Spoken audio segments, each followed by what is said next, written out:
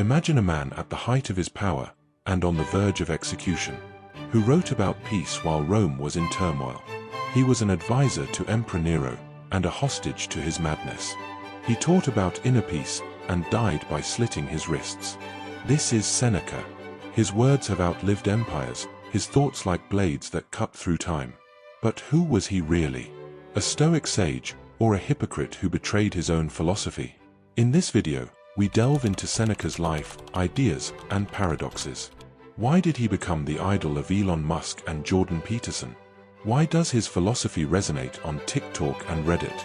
But few people really know what he did, and who he was. This is more than just history. This is a mirror for your present. And if you listen to Seneca's voice, you might hear yourself. Stay until the end. In the finale, the AI generation of what Seneca would be in 2025. How much money he would have at the current exchange rate, how many subscribers he would have, and his views on a number of global problems of our time. But everything is in order. This is important for a deeper understanding. Let's go. Chapter 1. Biographical information revealing Seneca's background. Seneca was born the same year as Jesus Christ, but not in Bethlehem, but in Corduba, in the Roman province of Hispania. His family belonged to the equestrian order, and his father, Seneca the Elder, was a renowned rhetorician and teacher. From an early age, Lucius Annaeus Seneca immersed himself in the study of rhetoric, philosophy, and literature. By his late teens, he had mastered the art of argumentation and the principles of Stoic thought. At about 20, he moved to Rome to begin his public career. A gifted orator and philosopher, he quickly caught the attention of Emperor Caligula, and later became the tutor and advisor to the young Nero.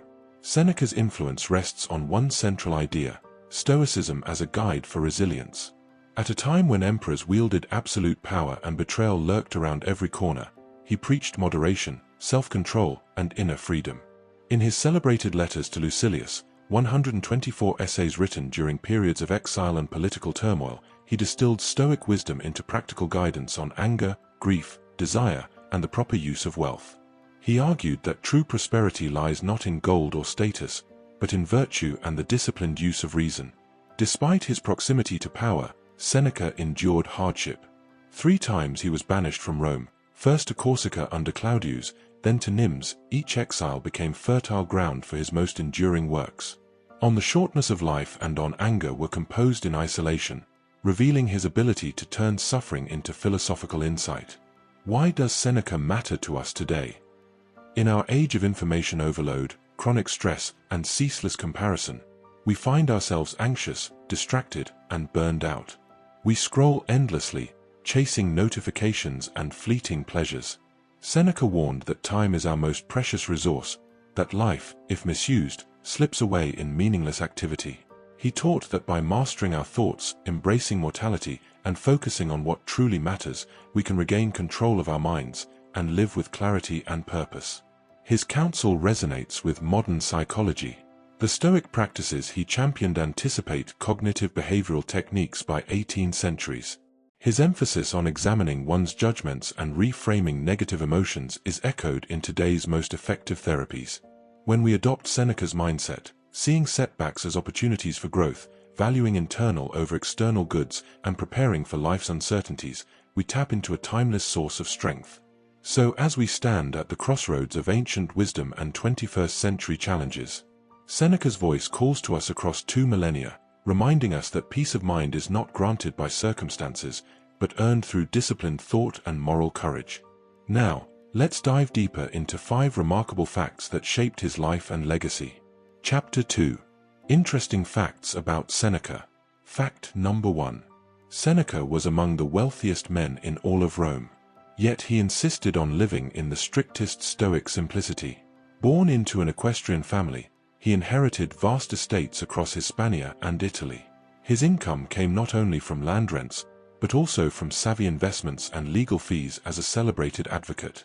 Despite this fortune, Seneca taught that true wealth lies not in gold or property, but in mastery over one's desires. He argued that a man who treasures indifference to external goods is richer than any king. In his treatise on the happy life, He contrasts the inner discipline of a Stoic sage with the endless appetites of the frivolous rich. For Seneca, every denarius hoarded without virtue is worse than a debt. And so, he walked the paradoxical path, owning much, yet valuing little, demonstrating that abundance of spirit outshines abundance of coin. Fact number 2. Seneca's life was marked by exile, not once, but 3 times. Under Emperor Claudius, he was first sent to the remote island of Corsica. Stripped of court favor, he found himself alone on barren shores, surrounded by the ceaseless crash of waves. Here, in physical isolation, his mind soared to new heights. It was during this Corsican exile that he composed his powerful essay on the shortness of life.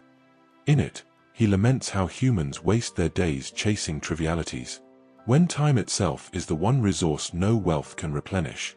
Removed from luxury, Seneca discovered clarity, that life well lived depends on using each moment wisely. Later, recalled to Rome, he again fell from grace and was exiled to Nims, a quieter posting, among vineyards and provincial estates. Yet once more, he penned enduring works, including on anger, dissecting the roots of human fury. Each banishment, rather than breaking him, refined his philosophy, proving that adversity can be the forge of wisdom. Fact number 3.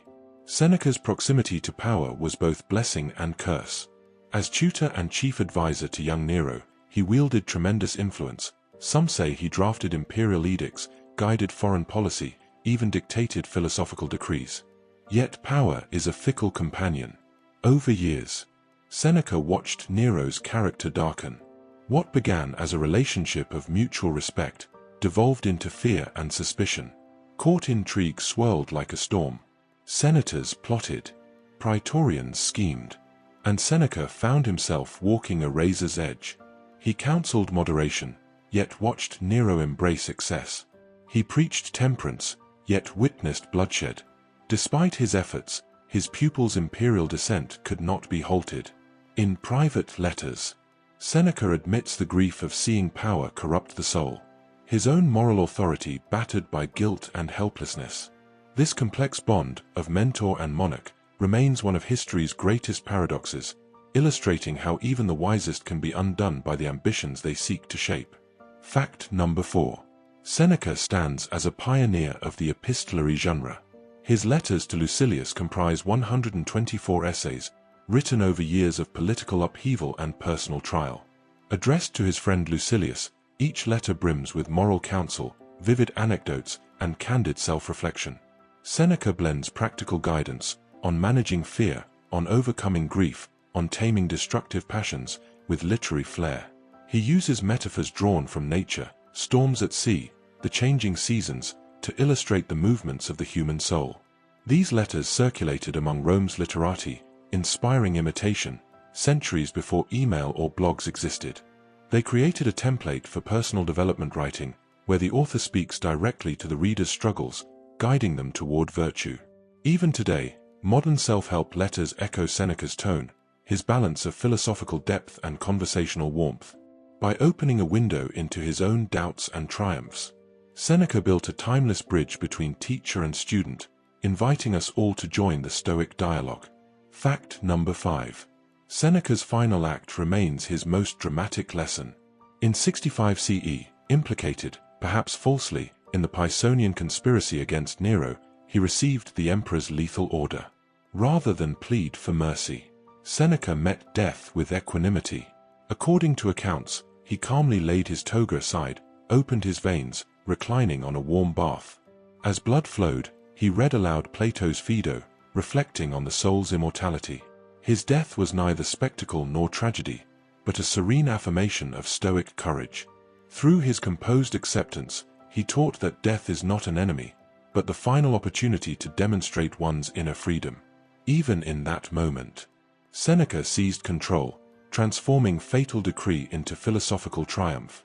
His calm departure echoes through history, reminding us that true power lies in how we face our end. These 5 facts showcase Seneca's paradoxes, his wealth and simplicity, his exile and triumph, his influence and isolation. Each facet weaves into the tapestry of a life devoted to wisdom. Now, having explored these captivating stories, we turn next to his three greatest contributions to culture and modern psychology. Chapter 3. Seneca's contribution to world culture. Contribution number 1. Seneca brought Stoicism into the realm of personal therapy.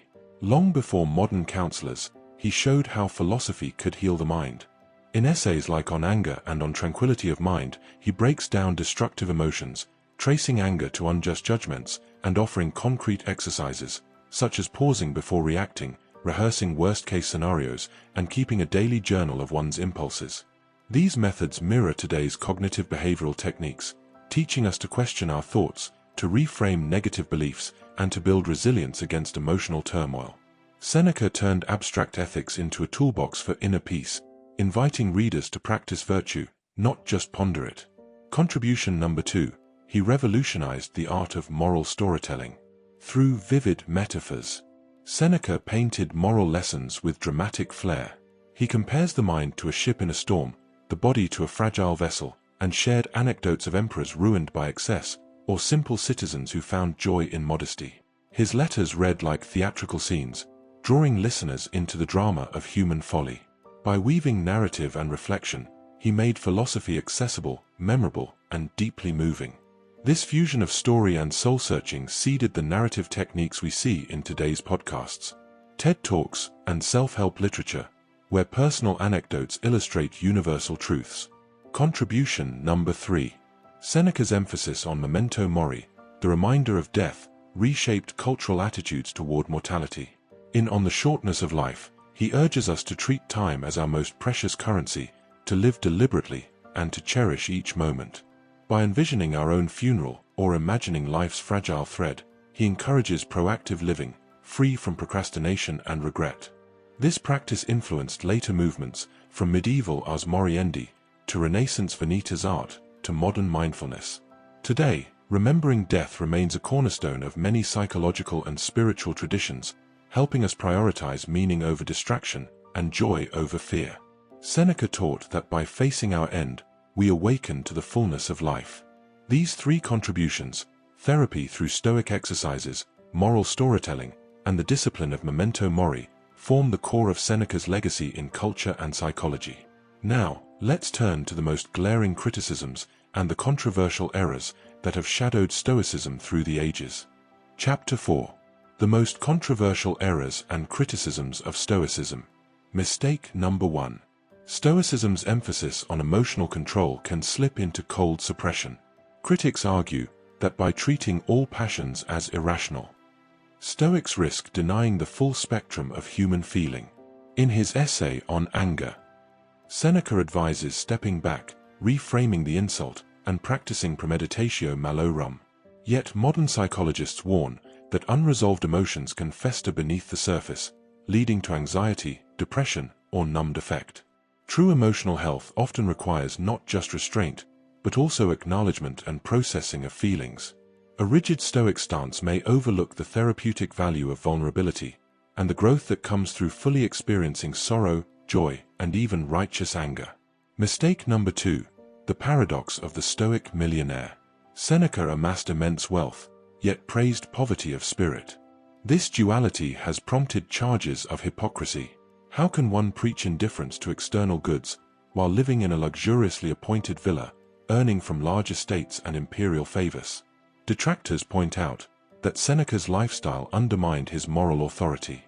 Critics like Epictetus later emphasized voluntary poverty, to avoid the conflict between principle and practice. When Stoics benefit from social privilege, their teachings risk becoming intellectual exercises, divorced from the struggles of ordinary people. This gap between theory and reality raises questions about Stoicism's accessibility and integrity. Mistake number 3. Stoic detachment versus civic engagement. By advocating apatheia, freedom from passion, Stoics aim to maintain inner tranquility.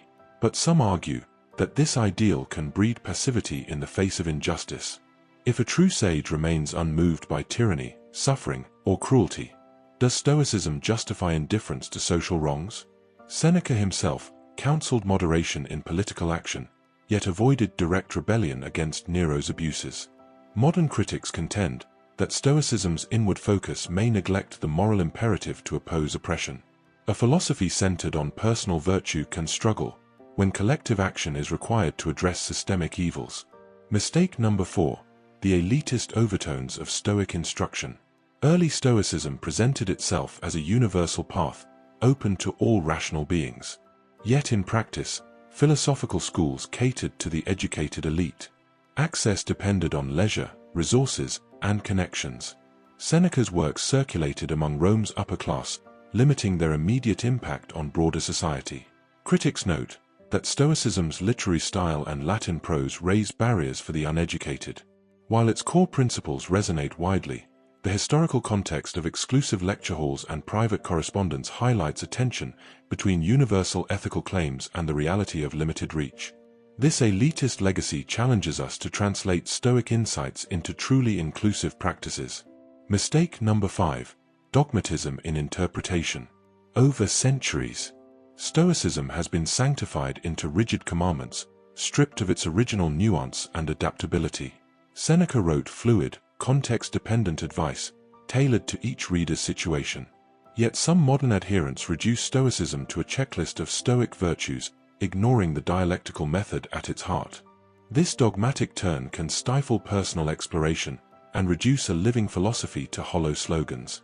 Critics urge a return to the dynamic Socratic dialogue, where questions matter more than fixed answers. Only by embracing uncertainty and evolving with new challenges can Stoicism remain a robust guide for contemporary life. These 5 criticisms reveal the shadow side of Stoic teaching. From emotional suppression to elitism and dogmatism, they challenge us to refine and adapt ancient wisdom. In our next chapter, we'll explore Seneca's political and ideological views and how they shaped his complex legacy. Chapter 5. Political and Ideological Views of Seneca. Seneca's political life was inseparable from the turbulent court of Rome. As tutor and chief advisor to Emperor Nero, he wielded extraordinary influence over imperial policy. Yet his proximity to power placed him in constant moral conflict. Born into the equestrian order, Seneca believed in the Roman ideals of duty and service. He counseled Nero on governance, urging moderation, justice, and respect for the Senate. In his private correspondence, he warns against tyranny. A ruler who fears his subjects rules poorly, he wrote.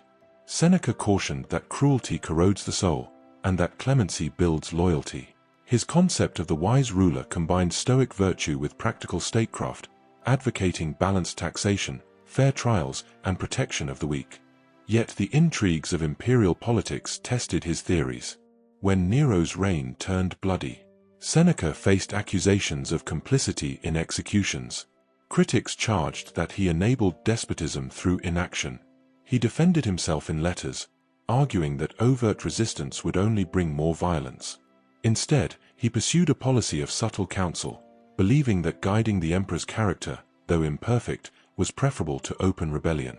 This pragmatic stance, balancing principle and survival, reveals the complexity of applying Stoic ethics in a world of intrigue.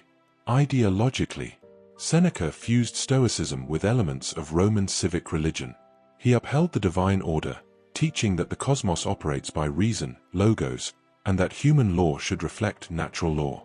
In essays like On Providence, he grapples with fate and free will, asserting that misfortunes serve a higher purpose. His belief in a rational universe underpinned his calls for justice and temperance in governance.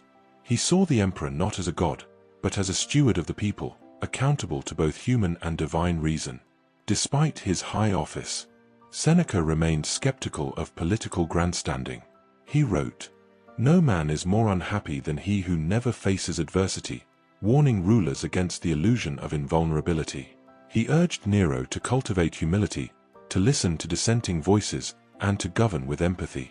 Though history records Nero's descent into cruelty, Seneca's letters stand as a testament to his unwavering belief in principled leadership.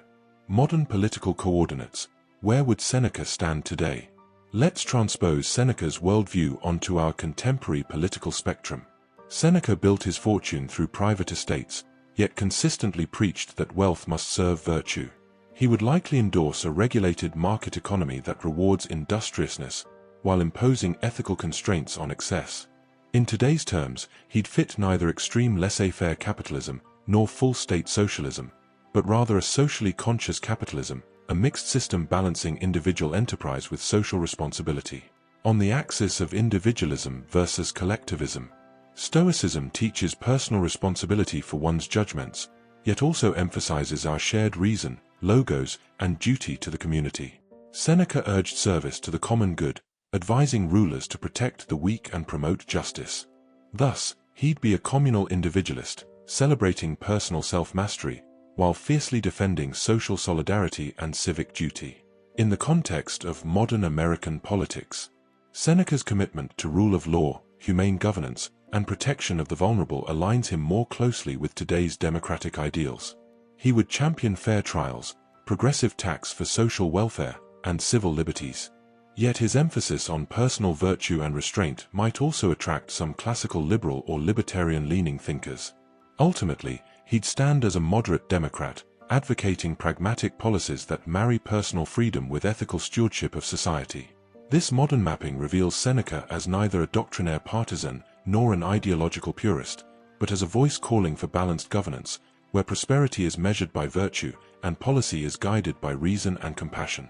Seneca's political and ideological views straddle idealism and realpolitik. He dreamt of a just republic shaped by Stoic virtue, yet navigated the courts of emperors with cautious pragmatism. This duality, his high-minded counsel and cautious compromise, cements his legacy as both philosopher and statesman. Next, we'll trace Seneca's social odyssey, from provincial birth to imperial power, and the paradoxes that marked his rise and fall. Chapter 6. Social status, from provincial birth to imperial pinnacle and downfall. Seneca entered the world around 4 BCE, in Corduba, a provincial city on the fringes of the Roman Empire. His family belonged to the equestrian class, granting him moderate privilege. Yet Corduba was far from Rome's marble splendor. This provincial origin instilled in him both ambition and an outsider's perspective. Reasons for his rise. First, the factor of his era. Rome in the 1st century CE valued rhetoric, legal skill, and philosophical insight. As the empire expanded, talented equestrians could leverage education to seize positions of influence. Seneca's youth coincided with the Julio-Claudian dynasty's appetite for learned advisors. His father's reputation as a rhetorician opened doors, and a culture that prized eloquent speech propelled him forward. Second, his personal qualities. Seneca combined intellectual brilliance with political savvy. His mastery of Stoic philosophy offered practical counsel for rulers. He communicated complex ideas clearly and cultivated loyalty among peers. Colleagues praised his wit, discipline, and moral gravitas, making him a natural choice as a tutor for the young Nero.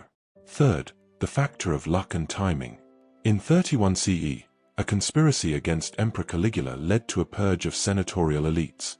Seneca's equestrian status and relative youth spared him. Instead, he gained favor under Claudius.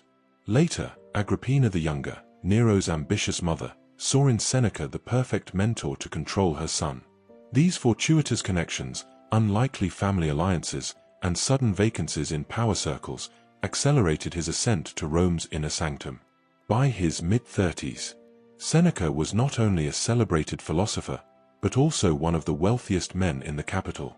His estates and imperial gifts funded lavish villas, yet he maintained an image of stoic modesty. This blend of influence and affluence solidified his social status. Reasons for his failures. Despite this meteoric rise, Seneca's proximity to power sowed the seeds of his downfall. First, the factor of his era again worked against him. Nero's reign grew increasingly erratic.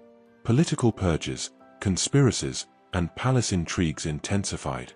In a court where suspicion was currency, even a wise counselor could be cast as conspirator.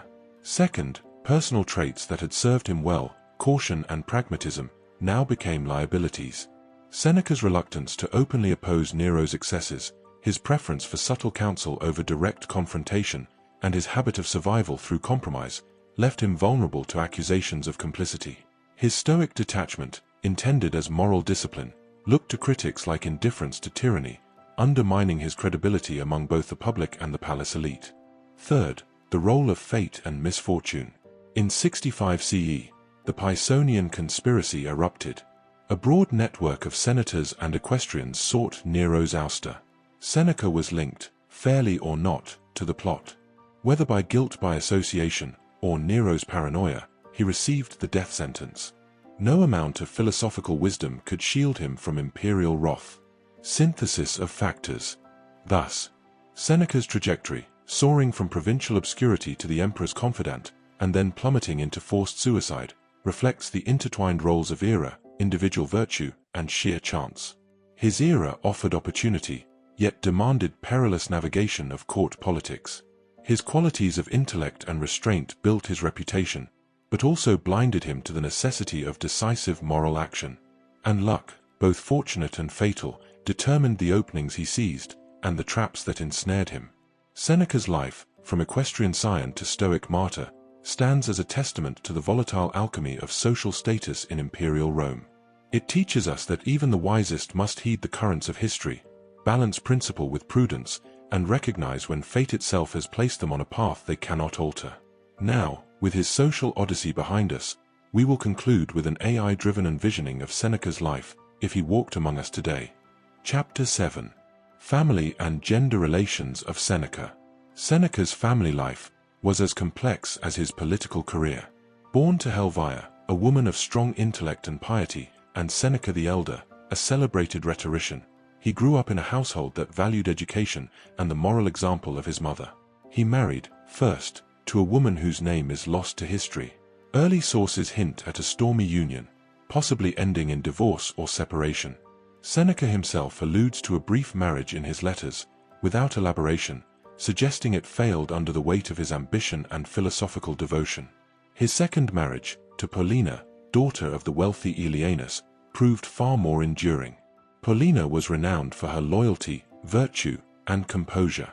When Nero ordered Seneca to take his own life, Paulina heroically offered to share his fate, standing by him as he opened his veins. Although Nero ultimately spared her life, her gesture became immortalized as an act of conjugal solidarity. Beyond marriage, Seneca's correspondence reveals tender bonds with his sister, who lived in Rome, and with his mother, often advising them on practical matters. He treats Helvia with deep respect, praising her piety, prudence, and emotional fortitude. Such letters demonstrate that he saw women in his own family as rational and moral agents, capable of embodying Stoic ideals. Yet, when addressing women in general, Seneca sometimes echoes the biases of his time. In his treatises, he warns men to guard against the fickle passions often attributed to women, and to avoid being seduced by female wiles in matters of politics and finance. He cautions against marrying for wealth or beauty, urging restraint, but also betraying a mistrust of female influence. On the place of women in society, Seneca upheld conventional Roman norms. He supported women's roles as wives, mothers, and moral exemplars within the household. In letters he praises industrious matroni, who oversee estates, educate children, and cultivate virtue in the home. He acknowledges educated women as beneficial companions to philosophers, but stops short of advocating for their public participation in politics or scholarship. Was Seneca a sexist by modern standards? In our 21st century view, his writings contain both respect and condescension. He affirms women's capacity for reason, yet limits them to the private sphere. He admires Paulina's courage, but warns men against feminine emotions. Modern feminists would undoubtedly challenge his acceptance of patriarchal norms, his occasional use of gendered stereotypes, and his failure to call for legal or educational equality for women. Would today's feminist movements cancel Seneca? Likely they would critique his blind spots, his acceptance of social inequality, and his occasional dismissal of women's voices outside the family. Yet, they might still celebrate his recognition of women's moral strength, his portrayal of Helvia and Paulina as equals in virtue, and his revelation that true greatness transcends gender. Seneca's attitude toward gender reflects the paradox of a philosopher ahead of his time, who advocated inner freedom, yet remained bound by the mores of ancient Rome. His family relationships show genuine respect and affection, while his public discourse reveals prevailing prejudices. Understanding this tension helps us appreciate both his insights and his limitations. Next, we'll complete our journey by envisioning Seneca reborn in the age of AI, predicting his modern net worth, social media presence, and presidential ambitions. Stay tuned for the AI Retrospective finale. Chapter 8. AI Retrospective, Seneca Reborn in the 21st Century. Imagine Seneca stepping into the modern world. His net worth would rival today's top thought leaders. Let's say, around $200 million. How? Through a diversified portfolio, much like his Roman estates and investments. He'd own stakes in ethical tech startups, a boutique publishing house for philosophy books, and a streaming platform for guided meditations. Revenue would flow from book sales, subscription courses on Stoic wisdom, keynote speaking fees at global conferences, and licensing his Seneca mindfulness app, echoing his ancient letters turned into interactive daily prompts. Seneca's career arc mirrors that of a Silicon Valley prodigy turned public intellectual. Born into humble circumstances, he'd excel at debate clubs, win scholarships, intern at think tanks, and publish viral Medium essays by his early 20s. A clutch of venture capitalists would back his Stoic AI startup, aiming to coach executives in emotional resilience. By 30, he'd be a fixture on the Davos stage, advising world leaders, then endure a public exile after a failed political consultancy, only to return stronger, with a best-selling memoir. On social media, Seneca would curate a powerful presence. His Twitter handle, Seneca Stoic, would boast 3 million followers, offering daily aphorisms in 280 characters. His Instagram, Seneca Writes, would feature minimalist graphics of his quotes, and behind-the-scenes shots of him drafting essays in a glass-walled study. On YouTube, Seneca Speaks would attract 1 million subscribers, with weekly hour-long deep dives into modern dilemmas. His LinkedIn posts, long-form reflections on leadership and ethics, would drive tens of thousands of shares. Who would form his audience? Young professionals burned out by corporate grind, seeking mental clarity. Entrepreneurs looking for ethical frameworks for growth. Graduate students in psychology and philosophy, craving ancient insights. And wellness seekers, blending meditation with rational inquiry. A community of digital Stoics, convening in Discord servers to dissect his latest essay. Politically, Seneca's Stoic core, virtue over partisanship, would shape his stances. On climate change, he'd demand responsible stewardship of nature, urging governments and corporations to act from a sense of shared reason. On economic inequality, he'd support a progressive tax system, funding universal education and mental health services, yet caution against demonizing wealth, promoting character over class envy. In American culture wars, Seneca would decry both unthinking tribalism and ideological dogmatism. He'd advise open discourse, respect for opponents, and emotional discipline in debate. On racial justice, he'd call for structural reform, rooted in compassion and accountability, reminding activists and policymakers that true justice emerges from self-reflection and communal effort. During a presidential election, Seneca would neither run as a Democrat or a Republican. Instead, he'd advocate for a centrist Stoic alliance, emphasizing integrity, public service, and evidence-based policy. His campaign speeches, delivered at town halls and virtual summits, would foreground ethical leadership, transparency, and the primacy of human dignity. In global crises, from pandemics to cyber wars, Seneca's counsel would echo his ancient motto, "Life is not mere survival, but virtuous action in adversity." Through podcasts, live streams, and AI-generated dialogues with historical figures, he'd guide us to transform fear into courage and uncertainty into purposeful living.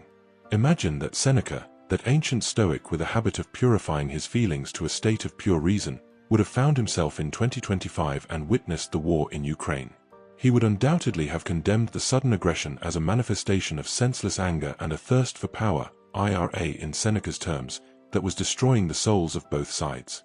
In his teachings, independence of reason means the desire for peace, so he would have called on the international community to intervene with caution, not out of a desire for political gain, but out of a virtuous duty to protect the innocent, to preserve cities and human lives. He would have emphasized that true strength lies in the ability to stop before the conflict begins and negotiate with logos, not with the sword. Regarding the Israeli-Palestinian conflict, Seneca would see it as an endless cycle of revenge and suffering, born of old grievances and religious passions. He would emphasize the importance of distinguishing what is in our control, the 8 words of freedom of the spirit, from what is not, all external circumstances, in order to set our hearts toward forgiveness and just compromise rather than endless retaliatory violence. Seneca would urge both sides to abandon the extremes, both those who prefer to constantly recall old grievances and those who stubbornly cling to the right to revenge, and to seek a moral path where even the enemy becomes a brother in humanity. In the end, he would lead us to the conclusion that each of us is a soldier of our own mind. And if we want to stop destructive wars, we must begin with an internal battle over our own passions and prejudices. It is here, in this depth of soul, that Seneca would see the key to a future reconciliation, one that can be created not by rockets but by the power of logos and virtue. Thus, as AI breathes life into Seneca's voice, we glimpse how a Roman Stoic might navigate our era, amassing both influence and wealth, yet ever grounded in the pursuit of wisdom. Now, dear listener, take a moment to consider how Seneca's enduring lessons might enrich your own journey toward a life well lived. If you liked this video, don't forget to subscribe. You can also write in the comments which historical figure or philosopher you want to make the next video about.